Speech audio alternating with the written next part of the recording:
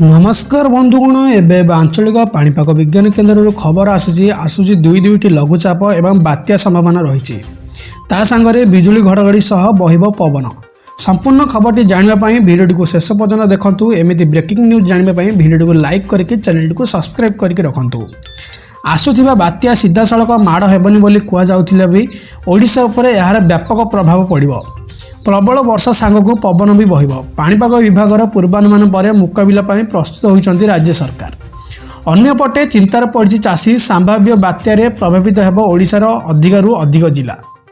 पाणीपाग विभागर आकलन अनुसार राज्य में 27 रु 30 पर्यंत प्रबल अति प्रबल वर्षा हो पारे। राज्य में 27 रु आरंभ हेब वर्षा। दक्षिण ओडिशा को रेड अलर्ट।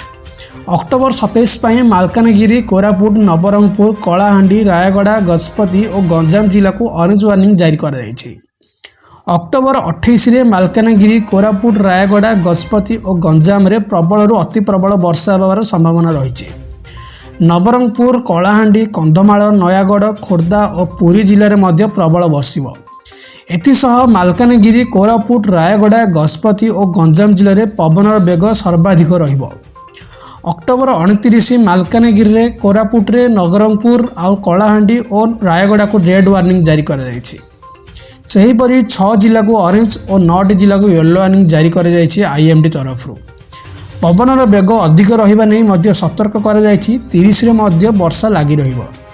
पुणी आसुची बात्या केउंठी अतिक्रम करिबो, केते बेगरे माड़ हेबो आदि स्पष्ट करिबो आईएमडी।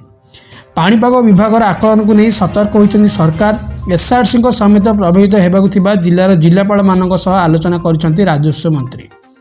रिलीफ सामग्री बात्या आश्रयस्थल को प्रस्तुत कर रखा निर्देश देते। भूस्खलन प्रभावित अंचलगुड़िक नजर रखा कहुसह सरकारी कर्मचारी छुट्टी बातिल सेपटे बात्या को नहीं चिंतार पड़ी चाषी तरतर हो फसल काटि नहीं देखा मिली। चाषी समुद्र को न जावाक मत्स्यजीवी मान बारण कर दयाकोरी समुद्र मान को किलिक भी जातु ना। यही ब्रेकिंग न्यूज जानापी भिडियो को लाइक करूँ, चैनल को सब्सक्राइब करके